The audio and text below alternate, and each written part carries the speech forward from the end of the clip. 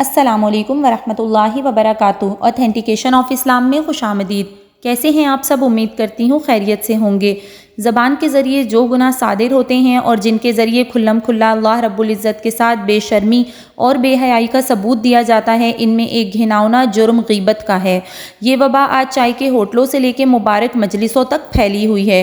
مجلس کی رونق ہی آج غیبتوں کے دم سے ہوتی ہے اور سلسلہ گفتگو دراز کرنے کے لیے عموماً غیبت ہی کا سہارا لیا جاتا ہے۔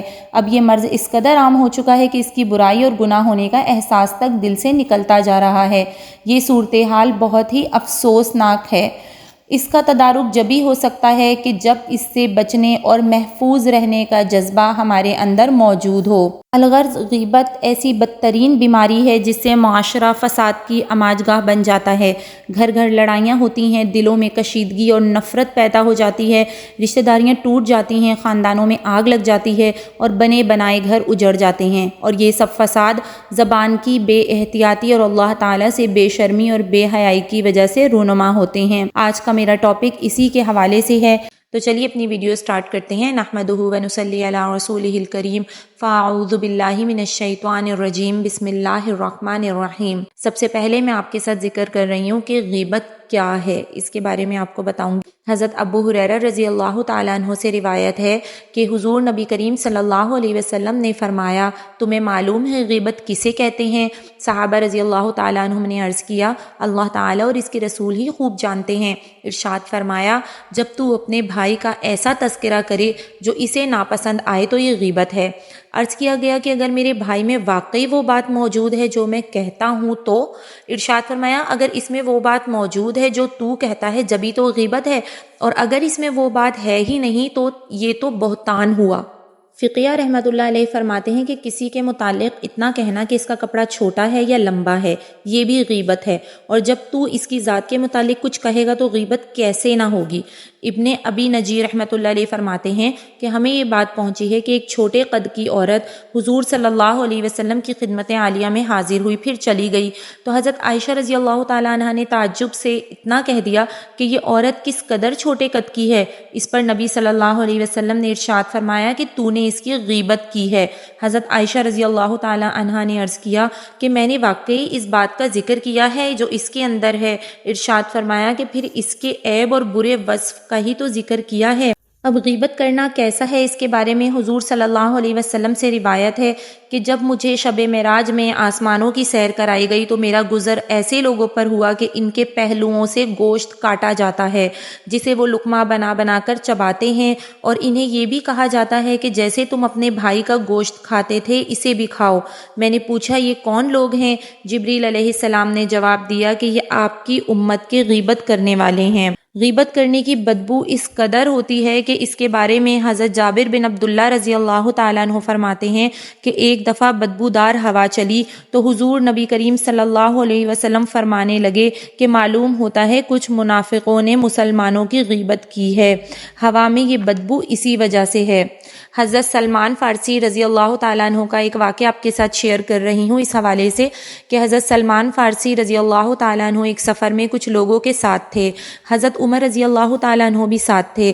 ایک جگہ پڑاؤ کیا، ساتھیوں نے خیمے لگائے، کھانا تیار کیا، حضرت سلمان رضی اللہ تعالیٰ عنہ سو گئے۔ بعض ساتھی کہنے لگے، یہ غلام تو چاہتا ہے کہ خیمے لگے ہوئے ہوں اور کھانا تیار ہو اور یہ آ کر بیٹھ جائے اور کھا لے۔ اس کے بعد حضرت سلمان رضی اللہ تعالیٰ عنہ سے کہنے لگے کہ حضور صلی اللہ علیہ وسلم کی خدمت میں جاؤ اور وہاں سے سالن لے آؤ۔ وہ حضور صلی اللہ علیہ وسلم کی خدمت میں حاضر ہوئے اور وجہ بتائی۔ آپ صلی اللہ علیہ وسلم نے ارشاد فرمایا کہ ان کو بتا دو کہ تم نے تو سالن کھا لیا ہے۔ حضرت سلمان رضی اللہ تعالیٰ عنہ نے آ کر بتایا تو وہ کہنے لگے کہ ہم نے تو ابھی تک کچھ بھی نہیں کھایا، مگر حضور صلی اللہ علیہ وسلم تو جھوٹ بھی نہیں بولتے۔ تو یہ سن کر وہ سب کے سب حضور صلی اللہ علیہ وسلم کی خدمت میں حاضر ہوئے تو آپ صلی اللہ علیہ وسلم نے ارشاد فرمایا کہ تم نے اپنے اس ساتھی کا گوشت کھایا تھا جبکہ اس کے سوتے ہوئے تم نے فلاں فلاں بات کہی تھی۔ پھر یہ آیت تلاوت فرمائی، یا ایھا الذین آمنوا اجتنبوا کثیرا من الظن ان بعض الظن اثم، کہ اے ایمان والو بہت سے گمانوں سے بچو کیونکہ بعض گمان گناہ ہوتے ہیں۔ سفیان رحمۃ اللہ علیہ فرماتے ہیں کہ ظن یعنی گمان دو قسم کے ہوتے ہیں، ایک وہ جس میں گناہ بھی ہوتا ہے اور ایک وہ جس میں گناہ نہیں ہوتا۔ پہلی قسم کا ظن وہ ہے جس کا بول کر اظہار بھی کر لیتے ہیں، اور دوسری قسم کا وہ ہے جس کو آدمی دل ہی میں رکھتا ہے، زبان سے اس کا اظہار نہیں کرتا۔ سورہ حجرات کی آیت ہے وَلَا تَجَسَّسُوا، اور سراغ مت لگاؤ، تجسس مت کرو، یعنی اپنے بھائی کے عیب تلاش مت کرو۔ اور ایک جگہ اور قرآن پاک میں ہے وَلَا يَغْتَبْ بَعْضُكُمْ بَعْضًا أَيُحِبُّ أَحَدُكُمْ أَن يَأْكُلَ لَحْمَ أَخِيهِ مَيْتًا فَكَرِهْتُمُوهُ، اور کوئی کسی کی غیبت بھی نہ کیا کرے۔ کیا تم میں سے کوئی اس بات کو پسند کرتا ہے کہ اپنے مرے ہوئے بھائی کا گوشت کھائے؟ اس کو تم ناگوار سمجھتے ہو۔ یعنی جس طرح تم اپنے مردار بھائی کا گوشت کھانا پسند نہیں کرتے ہو، ایسے ہی اس کے پس پشت یعنی اس کی پیٹھ کے پیچھے اس کا برا ذکر کرنے سے بچو۔ اب دوسرا غیبت کا نقصان یہ ہے کہ غیبت کرنے سے نیکیاں برباد ہو جاتی ہیں۔ تو اس حوالے سے ایک واقعہ آپ کے سامنے پیش کرتی ہوں کہ حضرت ابو امامہ باہلی رضی اللہ تعالیٰ عنہ فرماتے ہیں کہ ایک بندے کو قیامت کے دن نامہ اعمال دیا جائے گا، تو وہ اس میں ایسی بھی نیکیاں دیکھے گا جو اس نے نہیں کی ہوں گی۔ یہ پوچھے گا یا اللہ یہ نیکیاں کہاں سے آ گئیں؟ ارشاد ہوگا یہ نیکیاں ان غیبتوں کی وجہ سے ہیں جو لوگ تیری پیٹھ کے پیچھے کیا کرتے تھے اور تجھے ان کا پتہ بھی نہ تھا۔ حضرت انس بن مالک رضی اللہ تعالیٰ عنہ سے روایت ہے کہ رسول اللہ صلی اللہ علیہ وسلم نے ارشاد فرمایا کہ 4 چیزیں ہیں جو روزے کو ختم کرتی ہیں، وضو کو توڑتی ہیں اور عمل کو ضائع کر دیتی ہیں۔ نمبر 1 غیبت، نمبر 2 جھوٹ، نمبر 3 چغلی، اور نمبر 4 ایسی عورت کے حسن کے مواقع کو دیکھنا جس کی طرف دیکھنا جائز نہیں۔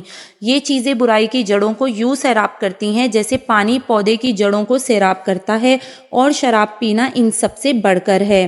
حضرت کعب احبار رحمۃ اللہ علیہ فرماتے ہیں کہ میں نے انبیاء سابقین علیہم السلام کی کتابوں میں پڑھا ہے کہ جو شخص غیبت سے توبہ کر کے مرتا ہے وہ جنت میں سب سے آخر میں داخل ہوگا، اور جو بلا توبہ یعنی یوں ہی مر گیا وہ دوزخ میں سب سے پہلے داخل ہوگا۔ اپنی زبان کی حفاظت کے بارے میں حضور صلی اللہ علیہ وسلم نے بہت جگہ تلقین کی ہے، لیکن ہم جب کہیں محفل میں یا کہیں مجلس میں بیٹھتے ہیں تو ہماری زبانیں چلنا شروع ہو جاتی ہیں جس سے غیبت سرزد ہو جاتی ہے۔ تو ایک واقعہ اس کے حوالے سے شیئر کر رہی ہوں کہ ابراہیم بن ادہم رضی اللہ تعالیٰ عنہ ایک کھانے پر مدعو تھے، آ کر بیٹھ گئے تو کچھ لوگ کہنے لگے کہ فلاں شخص نہیں آیا، ایک کہنے لگا کہ فلاں شخص بڑا بھاری ہو رہا ہے۔ ابراہیم رحمۃ اللہ علیہ فرمانے لگے کہ یہ سب میرے پیٹ کی وجہ سے ہے کہ میں ایسے کھانے کے لیے آیا ہوں جہاں ایک مسلمان کی غیبت ہو رہی ہے۔ اٹھ کر چلے گئے اور 3 دن تک کھانا نہیں کھایا۔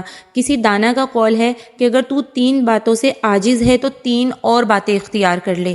نمبر 1 اگر تو بھلائی سے عاجز ہے تو برائی سے رک جا۔ نمبر 2 اگر تو نفع رسانی سے عاجز ہے تو مضرت رسانی سے باز رہ، یعنی نفع نہیں دے سکتا تو نقصان بھی مت پہنچا۔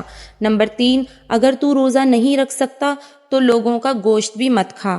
وہب مکی رحمۃ اللہ علیہ فرماتے ہیں کہ اگر تمام دنیا ابتدا سے انتہا تک اپنی پوری متاع کے ساتھ مجھے ملے اور میں اسے اللہ کے راستے میں لگا دوں تو اس کے مقابلے میں غیبت کو چھوڑ دینا مجھے زیادہ محبوب ہے۔